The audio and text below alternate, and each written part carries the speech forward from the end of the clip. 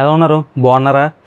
నాకు నవ్వు వస్తుంది అనమాట. ఇప్పుడు నేను చెప్పబోయే టాపిక్ ఏంటంటే, దీపికా పడుకోను కొన్ని స్టేట్మెంట్స్ అయితే పాస్ చేసింది ప్రభాస్ మీద. ఏంటంటే ప్రభాస్ కన్నా తను మోర్ సక్సెస్ఫుల్ అంట, తినకన్నా తన కెరీర్ చాలా బాగుందంట, చాలా హిట్స్ చూసిందంట, తినకన్నా తనే గ్రేట్ అంట. ఫస్ట్ ఈ స్టేట్మెంట్ విన్నప్పుడు నాకు ఫస్ట్ ఆశ్చర్యం వేసింది, ఏంటి దీపికా పడుకోను ఎలాంటి స్టేట్మెంట్స్ పాస్ చేసింది అని చెప్పి. తర్వాత జాలేసింది, పాపం ఏ స్టేట్ ఆఫ్ మైండ్ లో ఉంది తను. ఎలా అయిపోయిందంటే, ఒక ఆర్యా 2 లో ఒక డైలాగ్ ఉంటది కదా, hallucination, last stage of hallucination.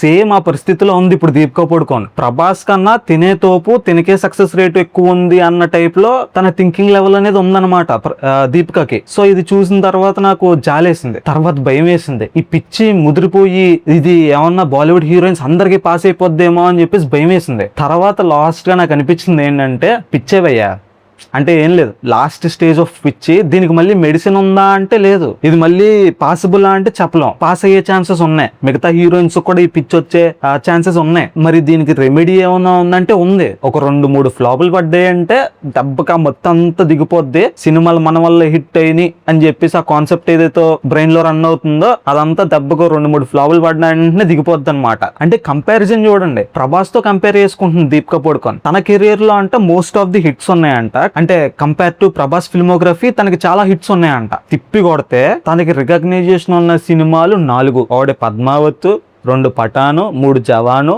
4వది కల్కి. ఈ పద్మావత్ తీసేయండి, పద్మావత్ అఫ్ కోర్స్ తనే మేజర్ గా హైలైట్ అయ్యింది. కాకపోతే it's a star studded film. మొత్తం బాలీవుడ్ లో ఉన్న స్టార్లు అందరూ ఇరికించి దొబ్బించుకున్నారు దాంట్లో, కాబట్టి ఆ పూర్తి క్రెడిట్ మనం తనకి ఇవ్వలేం. ఇది తీసేయండి. నెక్స్ట్ జవాను, పఠాను, ఈ రెండిట్లో తను జస్ట్ ఏదో ఉంది, తను లేకపోయినా పెద్ద పోయేదేం లేదు, జస్ట్ ఏదో ఉంది అన్న పేరుకు ఉంది అంతే తప్ప ఈ క్యారెక్టర్ లేకపోతే, ఈ క్యారెక్టర్ తనే చేయకపోతే అసలు సినిమానే లేదు అన్న టైప్ లో ఏం లేదు. ఎవరు చేసినా హిట్ అవుతుంది ఆ సినిమాలు. Because Shahrukh Khan comeback films అవి. షారుఖ్ ఖాన్ తన ప్రీవియస్ ఫిలిమ్స్ అన్ని ఫ్లాప్ అవడం అండ్ తర్వాత చాలా గ్యాప్ తర్వాత రావడం వల్ల షారుఖ్ ఖాన్ వల్ల ఈ సినిమాలన్నీ హిట్ అయినాయి. జవాను, పఠాను ఈ 2 స్టోరీస్ పరంగా పెద్ద అద్భుతమైన సినిమాలు ఏం కాదు, షారుఖ్ ఖాన్ వల్ల హిట్ అయినాయి. ఇందులో మరి ఇంకా ఎస్పెషల్లీ దీపికా క్యారెక్టర్ గురించి మాట్లాడుకుంటే ఉన్నా ఒకటే లేకపోయినా ఒకటే. కూరలో కరివేపాకు ఎలా తీసి పారేస్తాం అలా తీసి పారేసినట్టే. వేరే వాళ్ళు చేసినా ఆ సినిమాలు 1000 కోట్లు కలెక్ట్ చేసేవి. ఇంకా లాస్ట్ ఫిలిం కల్కి. కల్కి గురించి మాట్లాడుకుంటే అగైన్ ప్రభాస్ వల్ల. ప్రభాస్ అంతకు ముందు సలార్ కన్నా ముందు 4 ఫ్లాప్లు, ఆది పురుష్, రాధేశ్యాము, ఇంకోటి ఏంటి సాహో. సాహో హిందీలో బాగానే హిట్ అయింది, కాకపోతే మన సౌత్ లో ఫ్లాప్ అయింది ఆ సినిమా. ఇన్ని ఫ్లాప్లు ఉన్నాయి. దాని తర్వాత సలార్ వచ్చింది. సలార్ 700 కోట్ల దగ్గర ఆగిపోయింది. అది యాక్చువల్లీ 1000 కోట్లు కలెక్ట్ చేసే ఫిల్మ్. కాకపోతే షారుఖ్ ఖాన్ డంకీ సినిమా తోటి క్లాష్ వల్ల అది 700 నుంచి 800 కోట్ల దగ్గర మధ్యలో ఆగిపోయింది. అది కూడా 1000 కోట్ల వర్త్ ఫిలిమే. దాని తర్వాత వచ్చిన సినిమా కల్కి. కాబట్టి ప్రభాస్ కర్ణుడుగా ఉన్నాడు కల్కిలో. అప్పుడు దాకా ప్రభాస్ సినిమా రిలీజ్ అయ్యేంత వరకు కల్కియే ప్రభాస్ అని అనుకున్నాం. కాకపోతే ప్రభాస్ కల్కి కాదు కర్ణుడు అని చెప్పేసి ఎప్పుడైతే రివీల్ అయిందో ఆ ట్విస్ట్ కి అందరూ బాగా కనెక్ట్ అయ్యి దాన్ని ఎంజాయ్ చేశారు. ఆ లాస్ట్ 15 మినిట్స్ ఇచ్చే హై మామూలు హై కాదు. అందుకనే ఆ సినిమా 1000 కోట్లు కలెక్ట్ చేసింది. ఇందులో కూడా దీపికా పడుకోన్ క్యారెక్టర్ లో ఇంకెవ్వరు చేసినా 1000 కోట్లే కొట్టును. అక్కడ మేజర్ హైలైట్ ఎవరు? ప్రభాస్, ఇంకోటి అమితాబ్ బచ్చన్ గారు, ఇంకోటి కమల్ హాసన్ గారు. ఇలా ముగ్గురే మేజర్ హైలైట్. అంతే తప్ప దీపికా పడుకోన్ క్యారెక్టర్ పరంగా హైలైట్ తప్ప దీపికా పడుకోన్ కోసం మాత్రమే థియేటర్కి వచ్చి దీపికా కోసమే సినిమా చూసిన వాళ్ళు ఎవరు లేరు. ఆ సుమతి క్యారెక్టర్ లో తన కాకుండా ఇంకోళ్ళు ఎవరన్నా ప్లే చేసినా ఆ సినిమా 1000 కోట్లు కలెక్ట్ చేసేది. ఇందులో దీపికా పడుకోన్ గ్రేట్నెస్ ఏముంది అంటే కంపారిజన్ చూడండి. ఈ 4 ఫిలిమ్స్ ని చూసుకుని నా పాస్ట్ ఫిలిమ్స్ అన్ని సక్సెస్ఫుల్, నేను ప్రభాస్ కన్నా దోపే అన్నట్టు మాట్లాడుతుంది. ఈ రచ్చ అంత ఎందుకు వచ్చింది అనుకుంటున్నారా? రెమ్యూనరేషన్ విషయంలో స్పిరిట్ సినిమాకి ప్రభాస్ సమ్ ఎక్స్ అమౌంట్ తీసుకుంటున్నాడు. అఫ్ కోర్స్ బిగ్ నెంబర్ ఉంటది, big super star, India's biggest super star కాబట్టి ఒక పెద్ద నెంబరే రెమ్యూనరేషన్ గా తీసుకుని ఉంటాడు. అది చూసి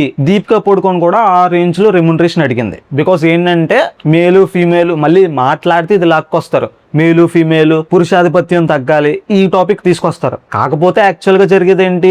మార్కెట్ వాల్యూ, ఎంత ఇన్వెస్ట్ చేస్తే ఎంత లాభం వస్తుంది, దీని మీద రన్ అవుతూ ఉంటది. ఇది ఆల్రెడీ మనం ఒక వీడియో చేసాం, Deepika is not equal to Prabhas అని చెప్పేసి ఒక వీడియో చేసాం. అది ఐకార్డులు వేస్తా చూడండి. మళ్ళీ మాట్లాడితే దీపిక దీన్నే తీసుకొస్తుంది, మేలు ఫీమేల్. మేలు ఫీమేల్ కాదురా, మన మీద ఎంత బడ్జెట్ ఇన్వెస్ట్ చేస్తే ఎంత ప్రాఫిట్ వస్తుందా దాన్ని బట్టి ఉంటది. ఎక్కువ రెమ్యూనరేషన్ తీసుకున్న లేడీ సూపర్ స్టార్లు కూడా ఉన్నారు. నయనతార కూడా ఎక్కువ రెమ్యూనరేషన్ తీసుకుంటుంది. అది డిమాండ్ అంతే.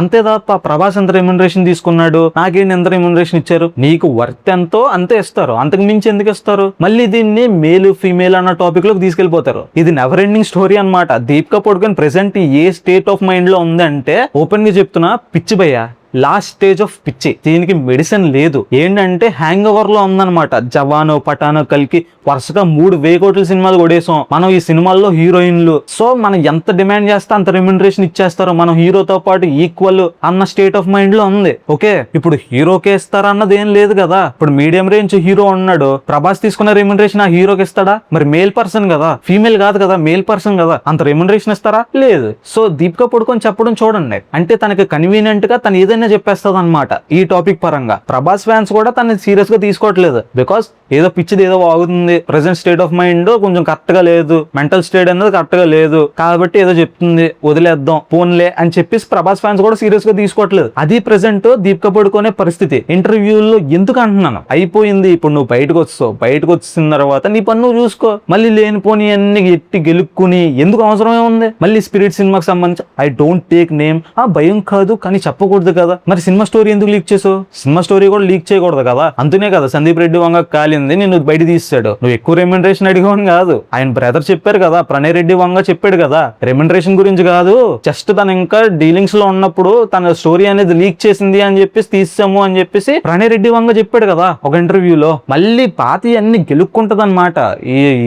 ఏంటో అర్థం కాదు. ప్రెసెంట్ షారుఖ్ ఖాన్ సినిమా తప్ప తన చేతిలో ఇంకో సినిమా లేదు. అల్లు అర్జున్ సినిమా చేస్తుంది, అందులో కూడా తన క్యారెక్టర్ తక్కువే ఉంటుందని టాక్. మరి ఏంటో చూడాలి. ఎండ్ ఆఫ్ ది డే తన క్యారెక్టర్ ఎక్కువ ఉంటుందో తక్కువ ఉంటుందో తెలీదు. వన్ ఆఫ్ ది హీరోయిన్ గా చేస్తుంది. ఇప్పుడు అల్లు అర్జున్ పుష్ప 2 తర్వాత చేస్తున్న సినిమా, అఫ్ కోర్స్ సినిమా మొత్తం రాకా చుట్టే తిరుగుతూ ఉంటది, అల్లు అర్జున్ చుట్టే తిరుగుతూ ఉంటది. ఈ హీరోయిన్స్ 5 హీరోయిన్స్ ఎవరైతే ఉన్నారో టాక్సిక్ సినిమాలో చూసాం కదా, వచ్చి వెళ్ళిపోతూ ఉంటారు, అలాగే ఉంటది మాక్సిమం. అంతే తప్ప మెయిన్ ఇంపార్టెంట్ అన్న టైప్ లో ఏముండదు. ఎందుకంటే హీరో తోపని చూపించాలి, వీళ్ళు వచ్చి ఎలివేషన్స్ చెప్తా ఉంటారు అంతే. సో మరి అట్లా ఏం ప్లాన్ చేస్తున్నాడో మనం ముందే జడ్జ్ చేయలేం కానీ, బట్ చెప్తున్నా ప్రయారిటీ మాత్రం మాక్సిమం అల్లు అర్జున్ చుట్టూ ఉంటది. రాకా సినిమాకి అది 1000 కోట్లు కలెక్ట్ చేసినా ఇప్పుడు మళ్ళీ అది దీపిక పడుకొని వచ్చి ఇది నా వాళ్ళే కలెక్ట్ చేసింది అంటది. అసలు ప్రభాస్ దీపిక అన్న ఈక్వల్ టు అన్న రేషియో ఉంది చూసారా, అది అసలు అది నా బుర్రలో డైజెస్ట్ అవ్వట్లా, క్యాలిక్యులేషన్ అర్థం కావట్లా. ప్రభాస్ మొత్తం ఇండియాకే పాన్ ఇండియా స్టార్, కానీ దీపిక బాలీవుడ్ లో తప్ప సౌత్ లో ఎవరికి తెలియదు. దీపిక